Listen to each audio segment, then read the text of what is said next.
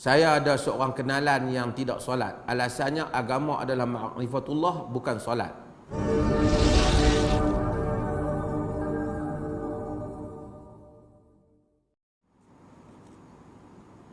Saya ada seorang kenalan yang tidak solat. Alasannya agama adalah ma'rifatullah, bukan solat. Jika tak kenal Allah, tak perlu solat. Kerana kita dalam keadaan lalai. Kalau lalai dalam solat, Allah akan campak ke neraka. Ini bagus punya. Dia kata kalau kita semayang, kita lalai masuk neraka. Tak semayang langsung tak masuk. Dia fikir macam tu. Saya minggu lepas mana saya kuliah mana ada orang tanya soalan yang sama. Dia kata pemimpin yang jahat menyebabkan rakyat semua mengumpat kat dia. Bila dia curi duit, dia ambil duit, dia apa, orang mengumpat. Bila orang mengumpat, dia dapat pahala banyak lah. Pahala orang duk mengumpat. Akhirnya dia dapat masuk syurga lah balik. Kalau pemimpin tu baik, siapa tak mengumpat? Jadi dia tak dapat pahala orang lain. Dia masuk neraka. Macam ni punya akal pun ada menjelang pilihan raya ni.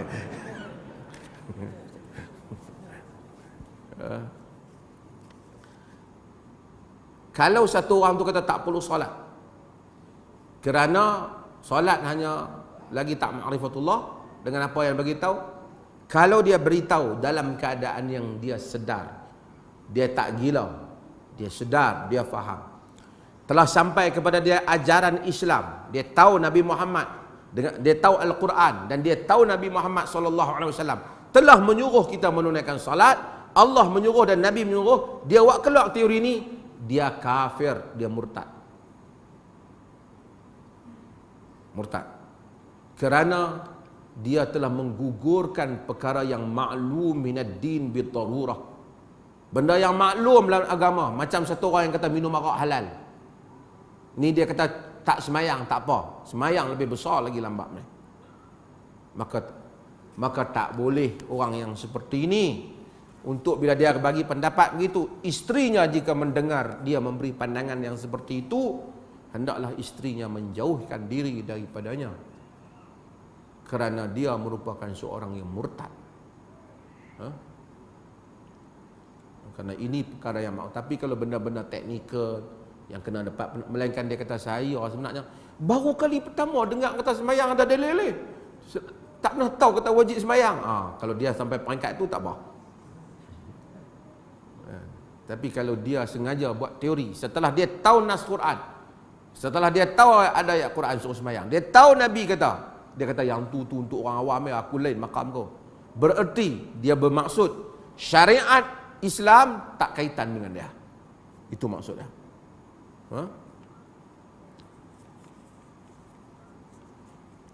Di negeri Perlis adakah jatuh talak jika gunakan SMS atau WhatsApp? Talak apabila jatuh apabila sabit seseorang telah mentalakkannya. Kalau kerana macam kita kata perkahwinan itu sah dengan yakin, tak boleh gugur melainkan dengan yakin. SMS ni boleh jadi betul, boleh jadi salah. Setelah kalau dia SMS ataupun dia WhatsApp, kita kena pergi tanya dia balik. Betul ke hang yang SMS tadi? Dia kata ya aku yang mau talakkan hang SMS. Hang talak ni? Talak, tak apa. Tapi sekali kalau kata bukan aku yang send tu, member aku, dia nak send kat orang lain, tersend kat hang. So kita tak boleh jatuhkan dengan hanya WhatsApp, dan kerana dia ada kemungkinan syak itu ada, sedangkan perkahwinan itu sah dengan yakin, sedangkan ruang untuk SMS dan WhatsApp itu ada ruang syak. Mana yang lebih afdal, memilih seorang yang bagus agamanya atau seorang yang mempunyai rupa paras yang cantik tapi sederhana agamanya untuk dijadikan isteri? Oi, ni pun macam undi pilihan raya juga.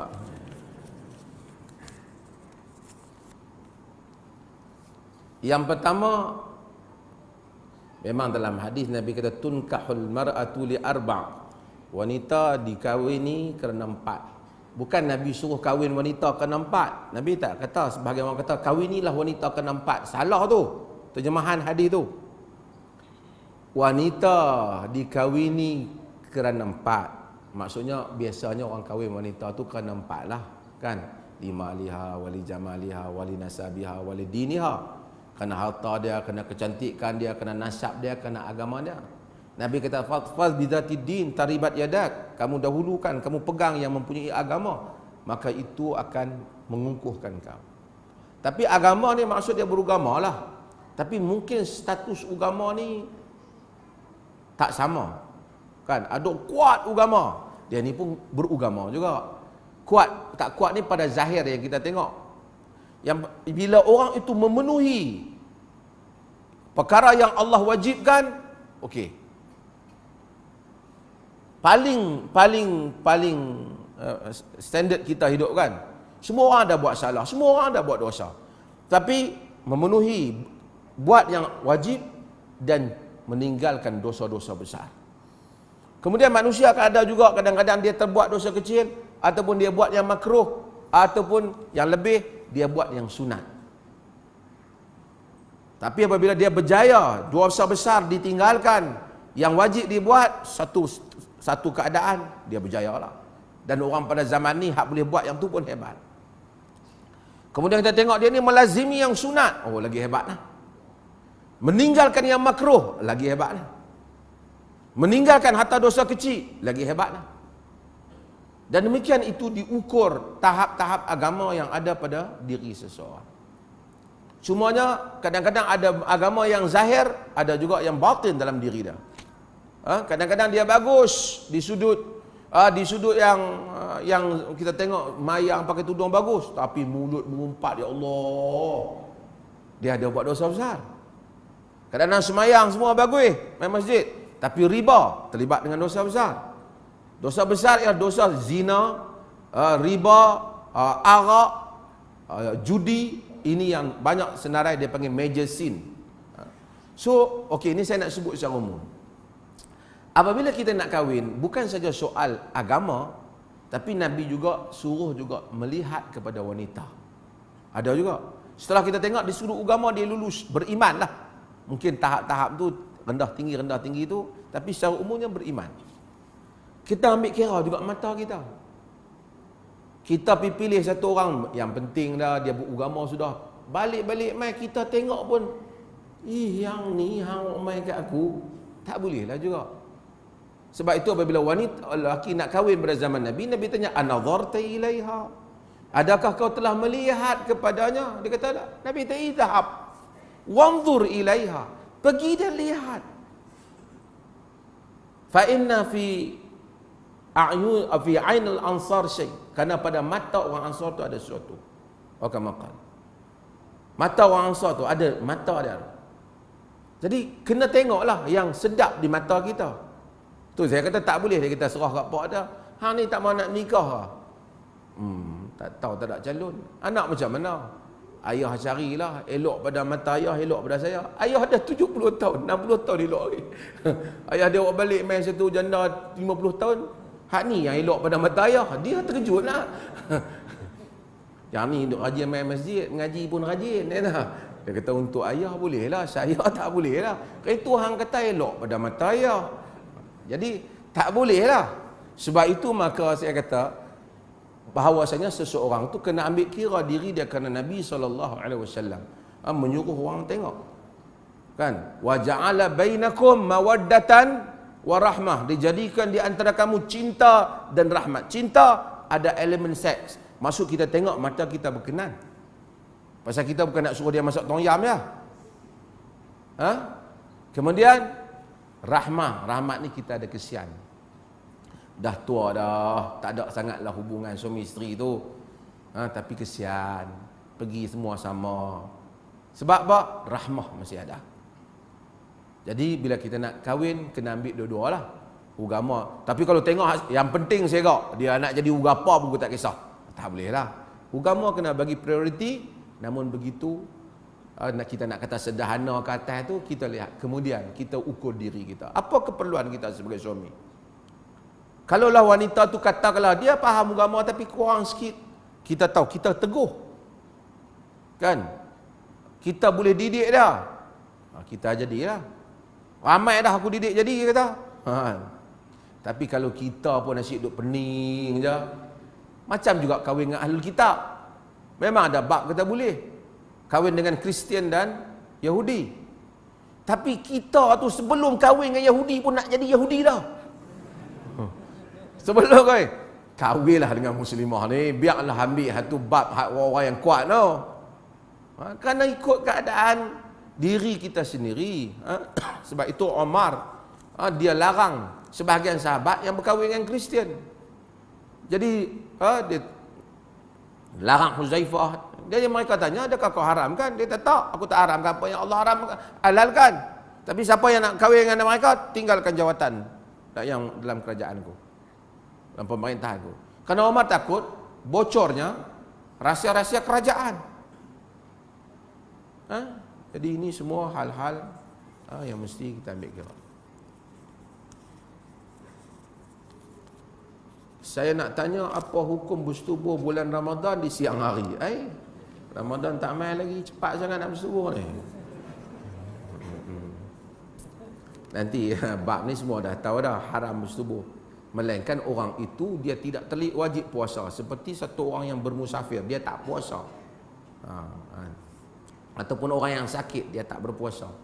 Jika dia melakukan juga, dia hendaklah berpuasa apa? 2 bulan syahrain mutatabi'in, 2 bulan betul-betul.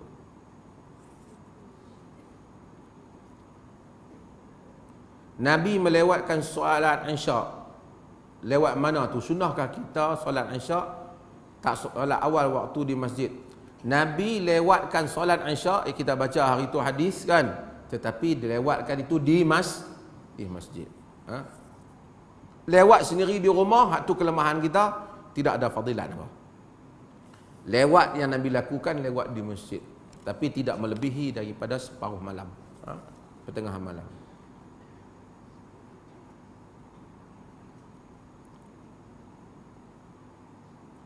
Boleh tak ustaz ulang balik tentang hukum menyentuh perempuan? Ustaz laju sangat.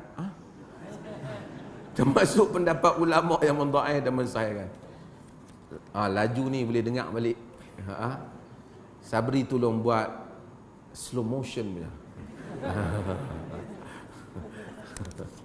Melawak lah. Kadang-kadang memang saya laju sikit. Nak ukur dengan masa tu, minta maaf lah. Tapi dia boleh dengar balik. Sebahagian faham ke tadi? Faham ke? Kita mengaku wiwi faham. Kan memang faham dia. Faham lah? Kalau tak faham tak apa. Kalau mungkin yang laju, dia free. Tak payah beli CD lah zaman ni. Pergi kat internet ni. Pergi tengok kat Pro Media ataupun dengan Suara Sunnah. Dua-duanya boleh tengok balik sekali lagi. Ada kesialan penyakit-penyakit ni hak panjang-panjang, nanti saya akan jawab. Ni menarik hadis-hadis tu.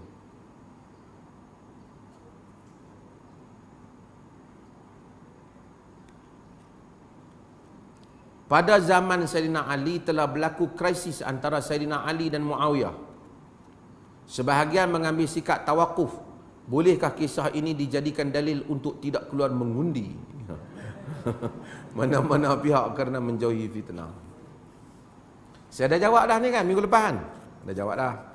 Tengok minggu lepas je lah. Dia beza antara Ali itu dan Ali dan Muawiyah dengan parti-parti yang ada ni. Depa ni dengan Sayyidina Ali jauh sekali. Tak sama. Dengan Muawiyah pun tak sama.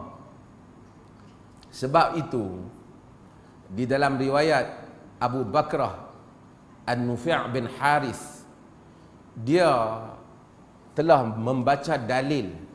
Bila orang tanya dia, kenapa hang tak pergi sokong Ali ke apa? Dia kata dia baca hadis bahawasanya apabila dua muslim menghulurkan pedangnya, fal qatilu wal maqtul al qatilu wal maqtul kilahuma finnar. Yang membunuh dan yang kena bunuh, dalam riwayat Imam Bukhari, kedua-duanya masuk ke dalam neraka. Jadi mana-mana orang yang menghurufkan bisayfaihima fal qatilu wal maqlul kilahuma finnar. Yang mati dan yang bunuh dan yang kena bunuh, kedua-duanya dalam neraka. Sahabat tanya, fa hadzal qatil fama balul maqtul? Yang ni orang yang membunuh, bagaimana pula yang kena bunuh? Nabi kata wa kana harisan ala qatli akhihi, kerana dia bercita-cita nak bunuh saudara dia juga, kerana cumanya dia tak dapat. Dua orang Muslim hulurkan pedang, jadi kawan ni dapat bunuh dulu, seorang ni tak dapat bunuh. Nabi kata dua-dua masuk neraka. Sebab apa? Sebab yang kena bunuh tu pun, kalau dia tu tak bunuh, dia pun bunuh juga. Hadis ni Abu Bakar An-Nufi' bin Haris cuba jadikan dalil antara pembalahan Ali dan pihak yang menentangnya, Aisyah ataupun Muawiyah. Ulama-ulama hadis tidak bersetuju dengan, walaupun dia sahabat An-Nufi' bin Haris, dengan Al-Haris, kerana dia kata tak padan nak guna pedang Ali, kerana mereka tidak berniat untuk membunuh antara satu sama lain. Sahabat-sahabat tak tahu nak menyebelahi mana. Ombak fitnah berlaku yang begitu banyak, puluhan ribu para sahabat masih hidup, mereka tak join belah mana-mana. Tidak belah Ali, tidak belah Muawiyah, tidak juga belah Aisyah, tidak belah Ali. Tidak lebih daripada 30 orang saja yang terlibat, seperti mana kata Muhammad bin Sirin. Kenapa? Kerana mereka tak mau. Nabi puji Muhammad bin Maslamah, Nabi kata dia ni selamat daripada fitnah, dia tak join belah-belah mana-mana, kerana yang perang itu semuanya orang beriman, yang mana mereka telah khilaf tentang isu tentang Uthman bin Affan. Isu pun isu orang beriman. Hak duk lawan mundi ni geng-geng beriman semua ni, ataupun sebenarnya ada, kalau kita tak menyertai peperangan, selamat daripada bunuh orang. Tak sama dengan tak menyertai undi, kerana undi tak bunuh siapa. Undi kemungkinan menyebabkan kita mengundi yang lebih baik di kalangan yang baik, macam saya kata, ataupun kita mengelakkan yang terburuk, menguasai tempat, memberikan kepada si buruk, tapi tak boleh beri pada paling buruk. Antara teruk-teruk, kita tak bagi yang paling teruk, kita bagi yang kurang teruk, tapi dua-dua memang teruk. Boleh juga. Undi boleh, kerana undi boleh, tapi pedang tidak boleh. Undi boleh mengelakkan daripada bahaya kepada